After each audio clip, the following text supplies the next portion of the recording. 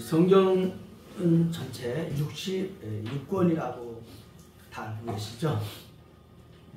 구약이 몇 권이죠? 39. 신약이 27. 네. 그래서 66권입니다. 성경이 쓰여진 연대가 한 얼마나 될까요? 예를 들면 이 수십 명에 의해서 쓰여졌는데 성경이 쓰여진 그 기간을 총 이렇게 합한다면 얼마나 될까요? 한 1500년에서 약 2000년 사이. 네. 이 성경책이 1500년에서 약 2000년 사이에 수많은 사람들에 의해서 기록됐어요. 그런데 자, 이게 제일 중요한 오늘 문제가 되겠습니다. 자, 이 성경을 통해서 우리에게 주시는 메시지는 이것이다. 이게 뭘까요? 하나님의 사랑이시다. 네. 그거는요. 그런데 좀 더 고상한, 좀 약간 뭐 고상한 건지 잘 모르겠네요. 고상한 표현을 한다면 하나님 사랑이시다. 예. 다른 표현을 하면 어떻게 표현할 수 있을까요? 옛날에 영화 제목으로도 있었습니다. 혹시 우리 학생들 생각나나? 러브레터. 그래서 하나님의 러브레터. 하나님의 사랑의 편지다. 예. 창세기에서부터 요한계시록까지 그 많은 사람들이 등장하면서 그들이 기록하려고 했던 메시지는 뭘까? 그것은 바로 하나님은 사랑이시다 라고 하는 사랑의 편지가 바로 주 내용이었다는 겁니다. 믿습니까? 아멘. 근데 그 하나님이 어떤 하나님이시냐가 중요한 거죠. 왜? 그 하나님이 어떤 하나님에 따라서 그 하나님을 믿을 수도 있고요. 그 하나님을 믿지 않을 수도 있고요. 외면할 수도 있습니다. 그런데 오늘 특별히 사도 요한은 예수님의 사랑받는 제자 가운데 하나죠. 12제자 가운데의 한 사람입니다. 그런가 하면은 예수님을 가장 가까이 있는 3인방 중에 한 사람이기도 해요. 그런가 하면은 가장 늦게까지 예수님에 대해서 뭔가 남겼던 사람이 바로 요한입니다. 그런데 요한은 특징이 있었죠. 요한은 어떤 사람이라고요? 유일하게 예수님의 품에 가장 몸에 가까이 갔었던 사람. 그래서 이 이스라엘 사람들이 식사를 할 때 보게 되면 막 그랬던 것 같아요. 우리는 앉아서 먹는데 사람들은 뭔가 좀 자세가 좀 아주 편한 자세로 이렇게 식사를 하는가 봐요. 그러니까 그렇게 식사하는 자리에서 예수님의 품에 가장 가까이 갈 수 있었던 사람이 바로 요한이었다는 거죠. 그리고 그러한 요한이 예수님의 사랑받는 증거라는 게 증거가 있습니다. 왜 예수님의 사랑받는 사람이라는 증거가 있을까요? 그 증거가 뭘까요? 예수님이 이제 세상에서 다 끝나고 이제 십자가에 달리셔서 죽으시기 전에 자기 어머니를 맡긴 사람이에요. 이제 네가 내 대신 우리 어머니 좀 부탁한다 라고 한 사람이 바로 요한이죠. 그러니까 그런 요한이 예수님의 사랑을 가장 많이 받은 증거가 되는 거죠. 그런가 하면은 이 요한이 요한계시록을 기록하는 유일한 사람이 돼요. 뭐냐면 요한계시록이 뭐예요? 장차 이루어지는 나라거든요. 그러니까 장차 하나님의 나라가 이렇게 이루어진다라고 하는 앞으로의 계시, 앞으로 되어질 일들에 대해서 사도 요한을 통해서 기록하겠다는 거예요. 네, 먼저 하나님이 죽음을 통해서 들어갈 수 있는데 죽지 아니하고 죽기 전까지 그 귀양가 있는 그곳에서 계시록을 기록할 수 있는 그러한 특별한 은혜를 입었다는 거죠. 사랑하는 성도 여러분, 저는 말씀을 준비하면서 그런 마음을 갖게 됩니다. 우리가 많은 사람들이 다 예수님을 따릅니다. 예수님을 사랑합니다. 예수님을 전합니다. 그런데 요한처럼 하나님의 나라를 온전히 맡길 수 있으며 그 하나님의 나라를 위해서 평생을 쓰임받는 사람, 이런 사람이 되어지는 우리 예강교회 모든 성도가 되기를 주님의 이름으로 축복합니다. 오늘 여러 말씀이 있는데요. 오늘 본문의 말씀에서 몇 가지를 말씀을 드리려고 합니다. 첫째는 예수님은 하나님의 아들이시다라는 거예요. 따라해보세요. 예수님은 하나님의 아들이시다. 할렐루야. 예. 예수님이 누구인가라는 것이 굉장히 중요해요. 만약 예수님이 하나님과 무관한 사람이라면 우리는 그가 우리의 구원자가 될 수가 없어요. 왜? 인간은 다 죄인이기 때문에. 그래서 반드시 하나님과 관계가 있어야 돼요. 그런데 하나님은 영이시거든요. 영이신 하나님이 죽을 수가 없잖아요. 그러니까 그 죽음을 아들 예수를 통해서 죄에 대해서 죽으시고 다시 살으시고 영원한 것을 가르쳐 주셨다는 거죠. 그래서 예수님은 하나님의 아들이에요. 성경 속에 있는 예수님이 아니라 우리의 삶 속에서 우리의 영혼 속에서 하나님의 아들로 나의 주님으로 고백할 수 있는 저와 여러분 되기를 주님의 이름으로 축복합니다. 사실 예수님 당시에 예수님을 하나님의 아들로 그렇게 쉽게 받아들이지 못했어요. 사람들은. 왜냐하면 그는 목수의 아들이었거든요.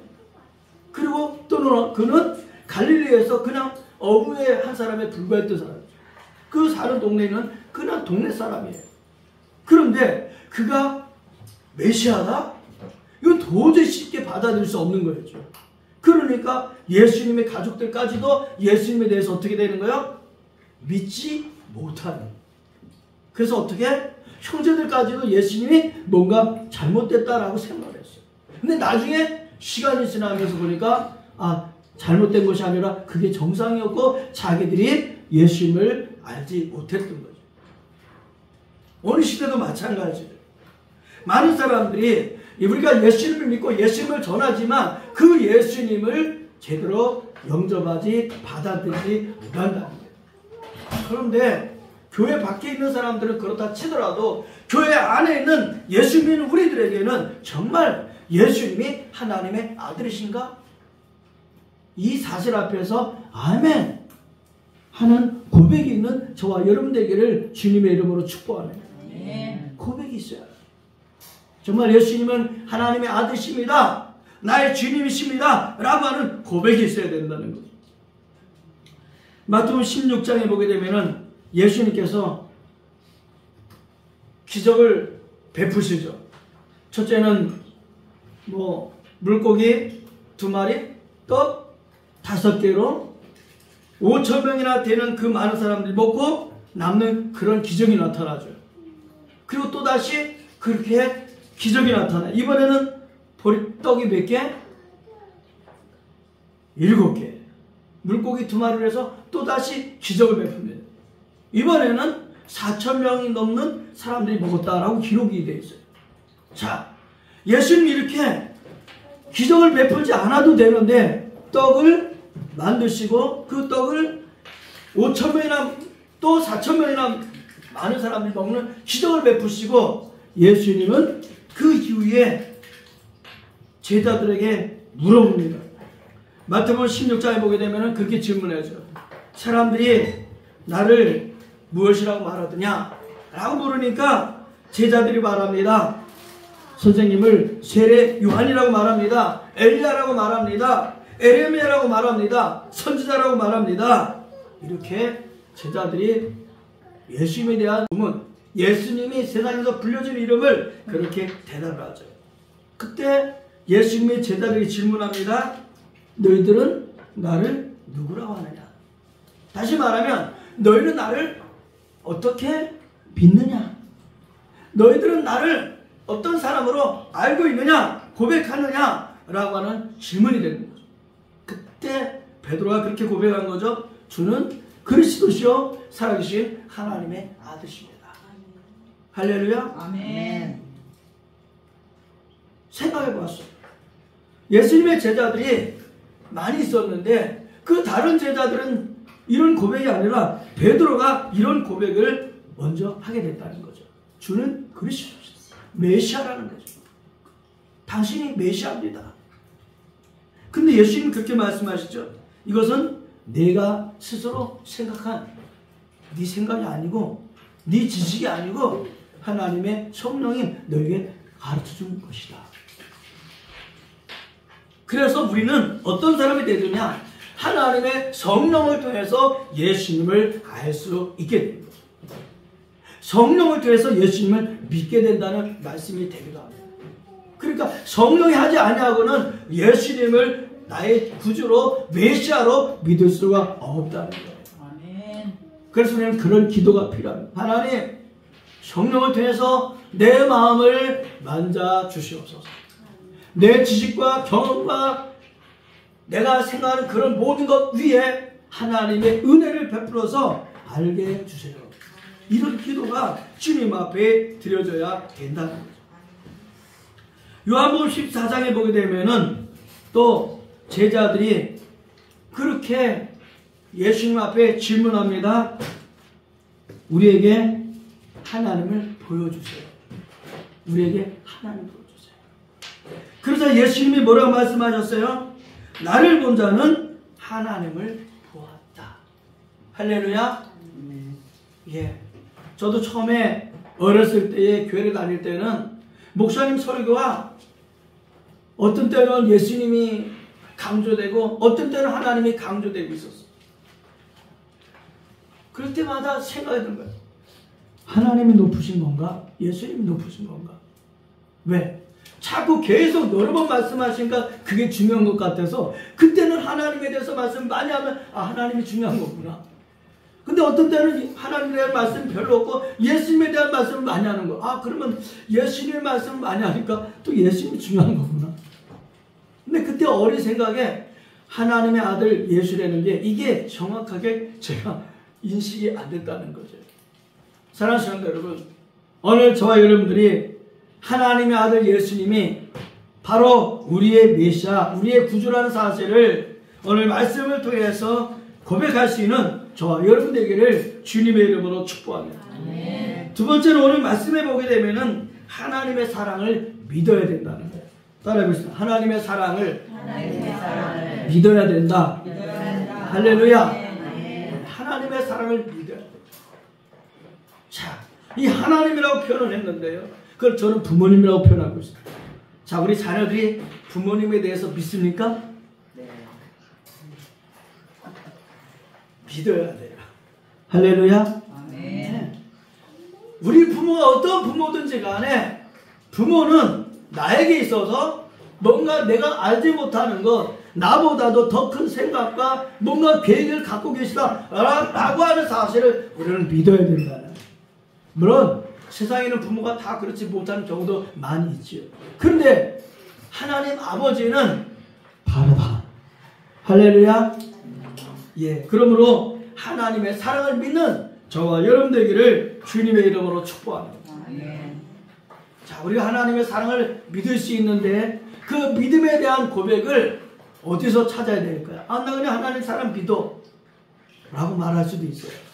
그런데 이것도 역시 요한이 성경의 말씀을 통해서 기록해 놨어요. 그게 뭐예요? 요한복음 3장 16절. 자, 같이 한번 해보겠습니다. 시작. 하나님이 세상을 빛처럼 사랑하사 독생자를 주셨으니 이는 누구든지 저를 믿는 자마다 멸망하지 않고 영생을 얻게 하려 하십니다. 할렐루야. 하나님이 누구든지 예수를 믿는 사람들에게는 바로 이와 같은 하나님의 자녀가 되는 은혜를 베풀어 주셨다. 약속이에요, 약속. 하나님의 약속. 할렐루야. 하나님의 약속을 믿는 저와 여러분이 되어야 될 줄 믿습니다. 하나님은 나를 사랑하신다. 그런데 만약에 이 말씀에 대한 우리가 확신이 없게 되면 우리는 우리의 상황에 따라서 흔들릴 때가 많아요. 하나님은 나를 외면하고 계신 것인가? 하나님은 나에게 벌을 주시고 계시는 것이 아닌가? 하나님 나와 무관하신 것인가? 라는 그러한 갈등과 그러한 염려에 빠지게 됩니다. 하나님은 사랑하신 하나님이시고 나의 아버지시다. 예. 이 사실에 변함이 없는 저와 여러분들에게를 주님의 이름으로 축복합니다. 그래서 이 부분을 바울은 예배소서를 통해서 그렇게 말씀합니다. 뭐라고 말씀했느냐? 예배소서 1장 3절 4절을 보게 되면 이렇게 말씀합니다. 찬송하리로다 하나님 곧 우리 주 예수 그리스도의 아버지께서 그리스도 안에서 하늘에 속한 모든 신령한 복을 우리에게 주시되 곧 창세전에 그리스도 안에서 우리를 택하사. 자, 창세전에 그리스도 안에서 우리를 택하사라고 말씀합니다. 하나님이 창세전에 우리를 선택하셨다. 할렐루야. 아멘. 하나님이 창세전에 우리를 선택하셨다.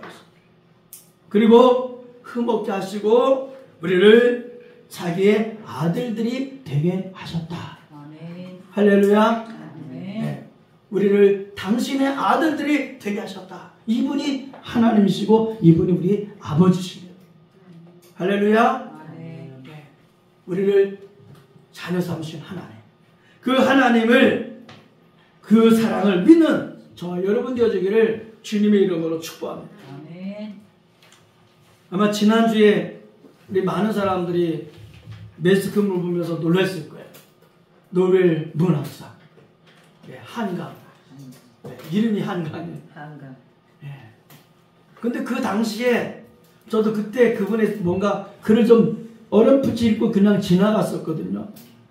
근데 이번에 한강이 노벨 문학상을 받으면서 그 한강의 그 주변을 보게 되는 거죠. 보니까 아버지 한승원인가요? 그분이 시인이고 수필가고 네, 소설가고 뭐 이미 그런 집안이더라고요. 보니까. 그리고 한강 이 딸, 이 본인도 역시 아버지처럼 그렇게. 근데 중요한 게 있었어요. 뭐냐면 늘 아버지가 책들과 같이 있으니까 아버지의 책들과 같이 있으면서 책을 보는데 어떤 데 읽다 보니까는 책을 읽다가 이제 글씨가 안 보이고 보니까 바깥에 보니까는 이제 밤중이 되고 그렇게 됐다. 그리고 뭔가 하다가 답답하게 되면은 책을 보고 이렇게 됐다는 거죠. 그런 생각이 들어갔어요. 이 한강이 그렇게 상을 받을 수 있는 그런 문인이 될 수 있었던 것은 그만큼 어렸을 때부터 그의 마음속에, 그의 생각 속에는 글들이, 생각들이 들어가고 있었다. 네. 사랑하는 성도 여러분, 저는 생각을 해봅니다. 우리 안에 하나님의 말씀이 얼마나 채워져 있습니까? 우리 안에 하나님의 말씀이 얼마나 채워져 있고 그 말씀이 얼마나 많은 생각과 기억이 되고 있을까요? 사실은 얼마 전부터 제가 그런 생각을 해봤어요. 만약에 제가 세상을 떠나간다면 우리의 자녀들, 뭐 우리 아들, 딸도 있겠고 우리 손주들이 있겠죠. 그죠? 근데 그런 생각을 들어가더라고요. 대개 보게 되면 이 자녀들이 부모에 대해서 어떻게 기억하는가, 부모에 대해서 어떻게 기억하는가. 제가 언젠가 말씀드렸죠. 저에게는 4돈짜리 금반지가 있다고요. 근데 이 금반지는 제가 산 것이 아니라 장인 어르신이 끼던 반지라고요. 근데 그 반지를 대할 때마다 저는 아버님을 생각하거든요. 그러면서 저 자신도 그런 생각을 하는 거예요. 과연 나의 자녀들은, 나의 후손들은, 나를 아는 사람들은 나를 어떻게 기억할까? 내 세상에 떠난 나를. 사랑하는 성도 여러분, 정말 그런다면 영원히 남는 게 있거든요. 그게 뭐냐? 생명체에 기록되는 것보다 귀한 것은 없어요.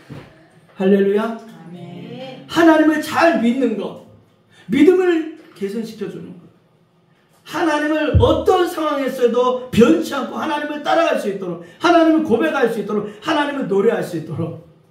할렐루야. 아멘. 오늘 우리들이 그런 역할을 해야 되지 않을까라는 그런 마음을 갖게 돼요.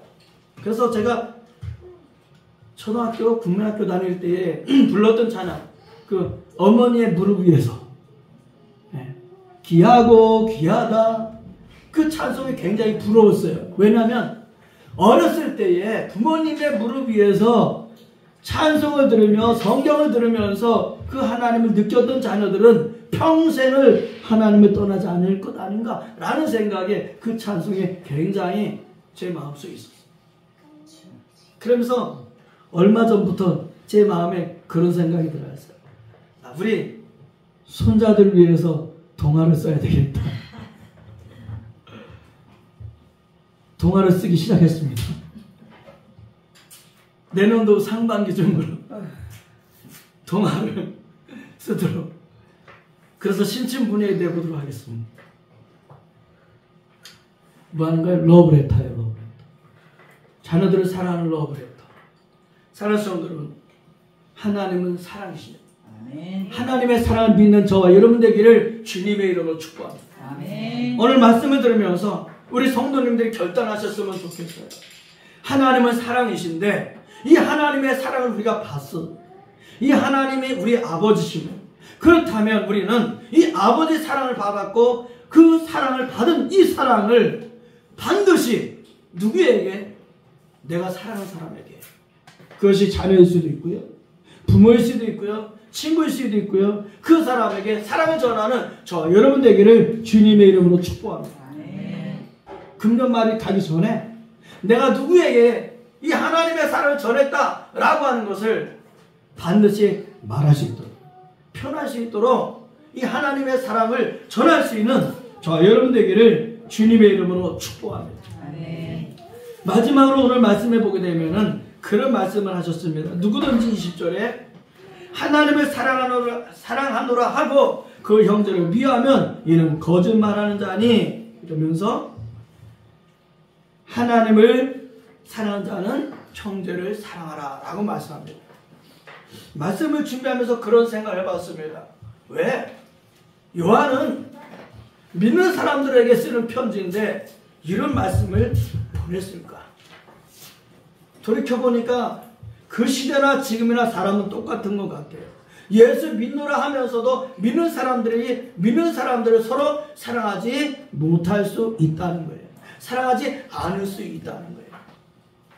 따라 보겠습니다. 하나님의 사랑을 받았으니 이 사랑을 성도에게 믿는 자에게 사랑하게 하옵소서.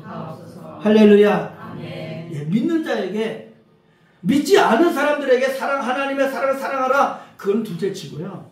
믿는 교회 안에서 서로 사랑하는 성도가 되어야 될 줄로 믿습니다.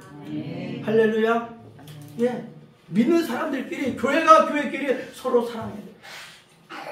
제가 20대 때에는, 그때는 옆에 교회에서 부흥하게 되면 물론 교회가 많지 않았던 그런 원인도 있었는지도 모르겠어요.